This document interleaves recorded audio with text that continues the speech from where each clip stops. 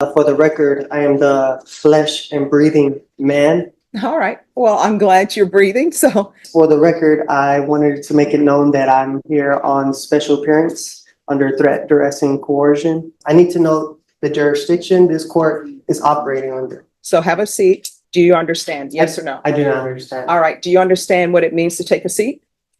I do understand. All right. So take a seat. If I don't come here, warrants will be placed, which I will be kidnapped and held hostage, and I do not want that. Mr. Casanova, in the human flesh. I'm going to stop you right there. And I want you to hear me clearly. All right, guys, today we've got a sovereign citizen walking into Judge Boyd's courtroom. But this one doesn't play out the way you'd expect. Instead of the usual head-to-head clash, Judge Boyd flips the script and fights this battle with patience.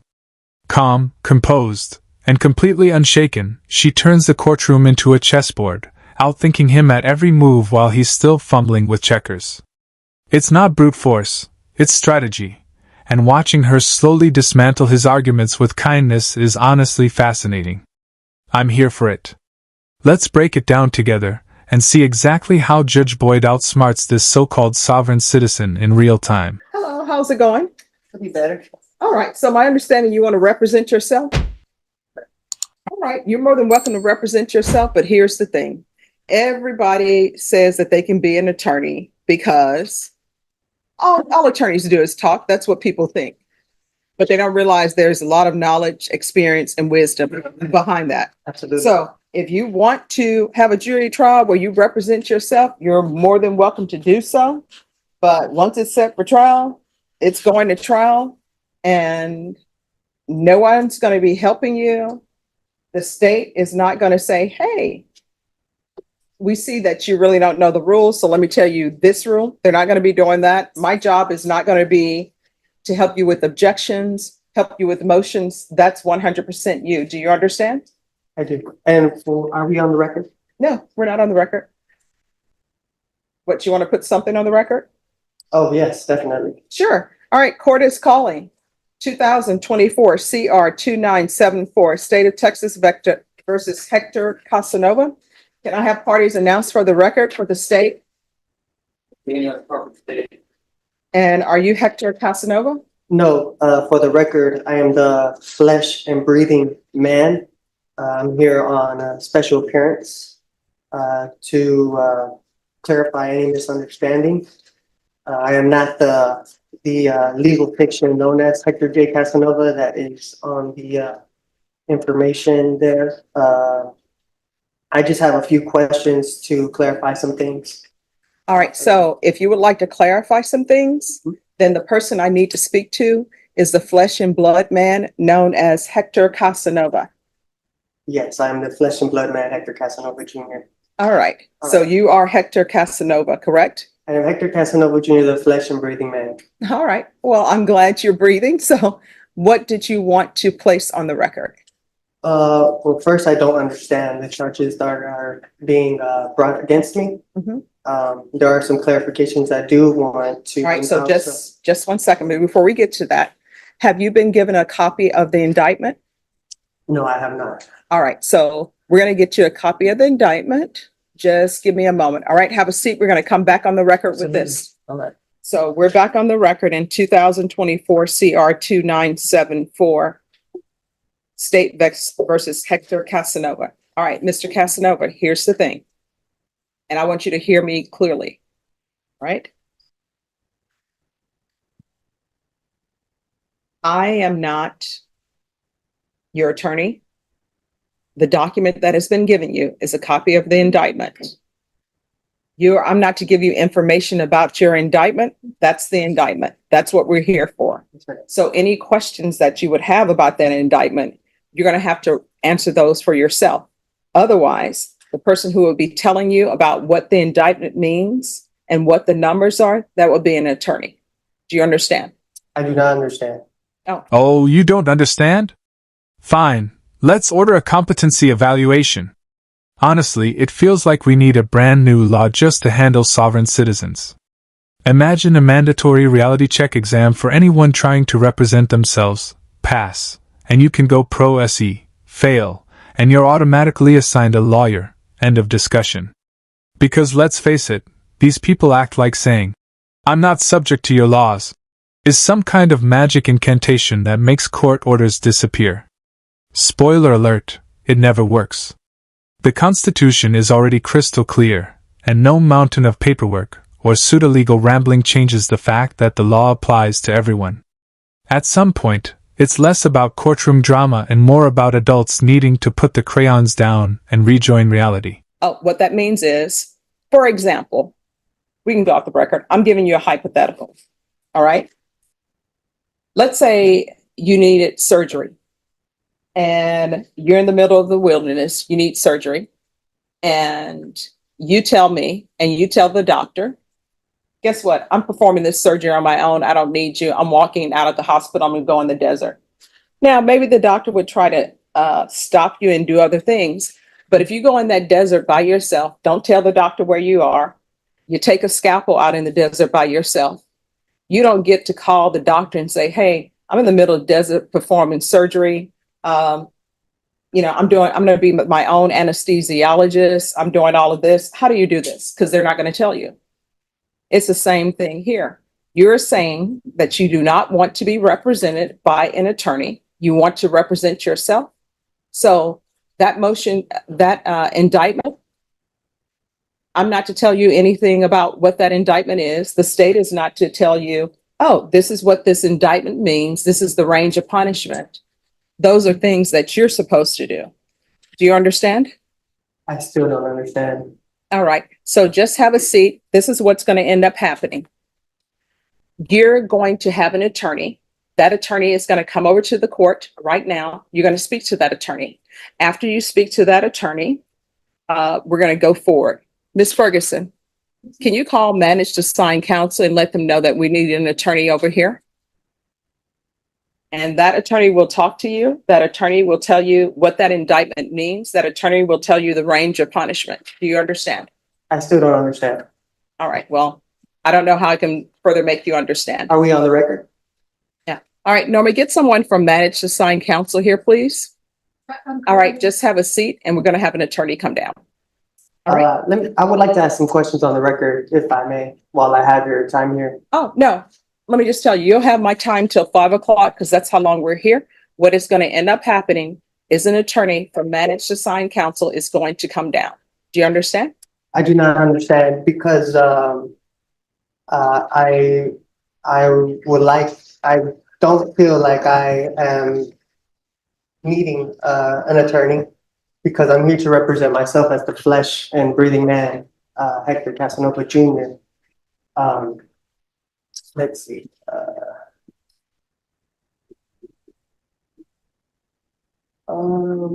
This guy is burying himself deeper with every word.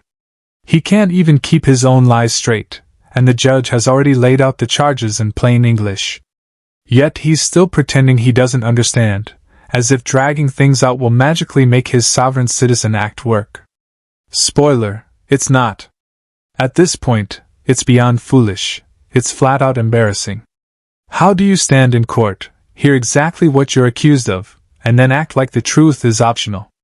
It's not a defense, it's a bad performance. And here's the kicker, lying in court isn't just pathetic, it's perjury, a serious crime on its own. The judge spelled it out, and he's still lying straight to her face. Honestly, this guy isn't building a case, he's building a prison sentence. Furthermore, let me let the stop record you. also show. Mr. Casanova, let me ask you a question. Have you been given a copy of the indictment?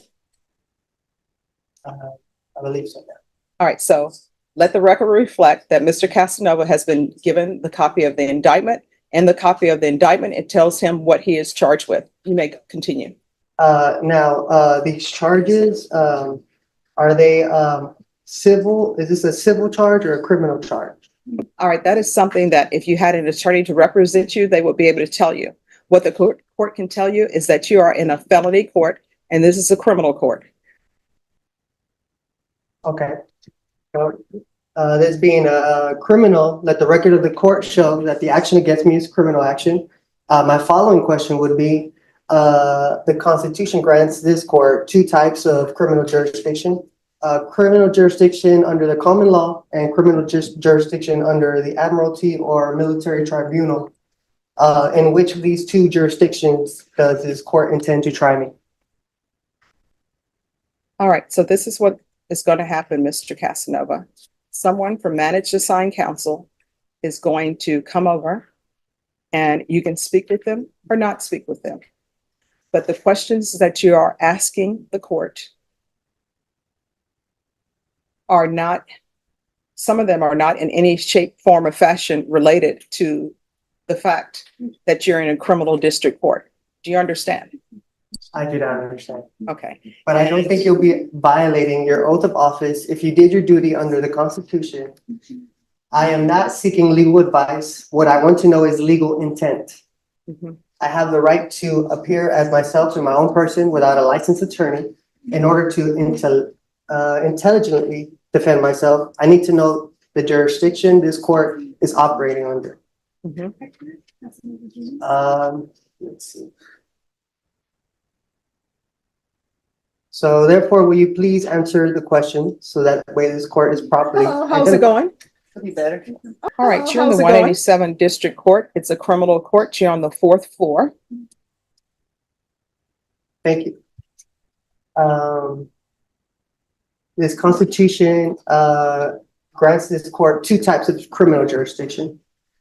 Criminal jurisdiction under the common law and criminal jurisdiction under All right, I'm admiralty gonna or military Counsel, tribunal. I'm sorry, Mr. Casanova, in the human flesh. I'm going to stop you right there.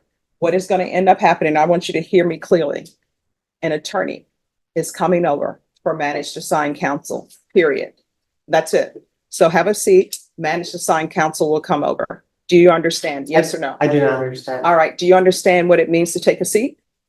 I do understand. All right. So take a seat. Yes, ma'am. Thank you. Normally, I can't stand when judges take the soft approach. It almost never works, especially with sovereign citizens. But Judge Boyd, she's on another level. She's not soft, she's steady, strategic, and in complete control. Raising your voice at these guys usually just feeds the circus, but Judge Boyd flips the script. She listens closely, breaks down every word, and responds with surgical precision. She's running this courtroom like a master, and the best part is he doesn't even realize he's being outplayed. He thinks he's calling the shots, but really, she's pulling the strings, setting traps he walks right into without a clue. It's brilliant, it's hilarious, and it's a masterclass in how to handle nonsense with brains instead of brute force. What do you guys think? Is this the best way to deal with sovereign citizens? Let's jump back in. We have talked. Mhm. I've informed him that I'm here, to help him in whatever he needs help with. Mhm. He's gonna consider what help he thinks he might need from me, and I know he wants to put something on the record. Okay. All right. And so you'll be appointed as standby Yes. counsel then? I've kind of explained my role and what that means and how I can help him with something as simple as e-filing or that type of thing. So All right, we're going to go back on the record in 2024 CR 2974, State versus Hector Casanova. Mr. Casanova, if you'll come forward. Yes.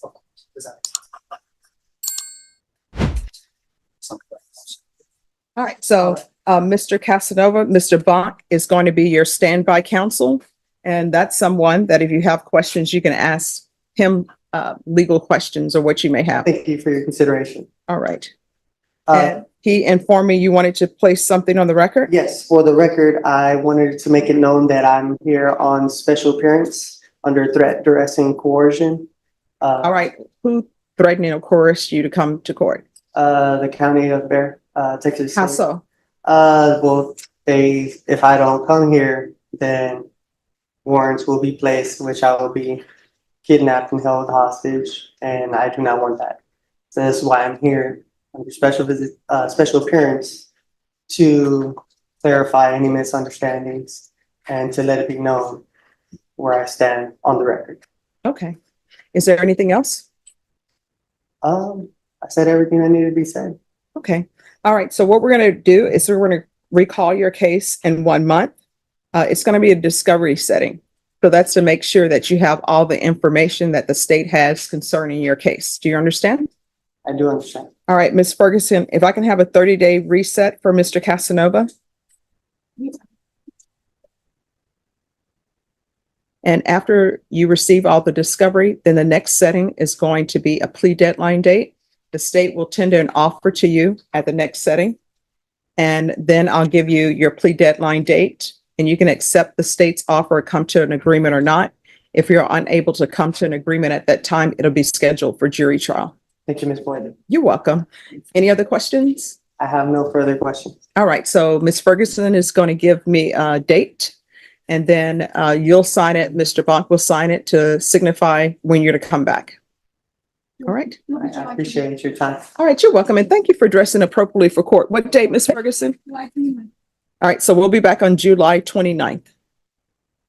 All right, once you sign the reset form, you'll be excused. Yes. If something were to come up and I need to maybe reschedule that date, is that a possible thing to You'll come need- up ahead of time? You'll need to speak to the court coordinator, and they will let you know. I will tell you the rescheduling of cases. Are you in the hospital? You're not in the hospital, you need to be here. Okay, You understand? so pretty much no excuse, be here. Yes. All right, thank you. Thank you. I have no clue why this guy is grinning like that. It's just flat out weird. One second he's playing dumb, the next he's trying to buddy up to the judge, like anyone's falling for it. And when he actually asked to move his court date? Please. That was nothing but a shady stall tactic. He thinks he's gaming the system, but all he's really doing is digging his own grave. The fake smiling only makes it creepier, forced, disingenuous, and honestly embarrassing. What's wild is he doesn't even realize how badly he's sabotaging himself. The judge has already given him more than enough chances to get serious, but instead he keeps pretending he's in control. Spoiler alert, he's not. Every move he makes just sets him up for a harder fall, and this isn't ending well for him. The real standout here, though, was Judge Boyd, calm, composed, and completely in charge. She didn't just handle him, she schooled him. Personally, I thought she played it perfectly. But what about you guys? Did Judge Boyd get it right? Drop your thoughts in the comments. And if you enjoyed this, hit like and subscribe. I post new content daily. Thanks for watching. I appreciate every one of you. Stay safe, and I'll catch you in the next one.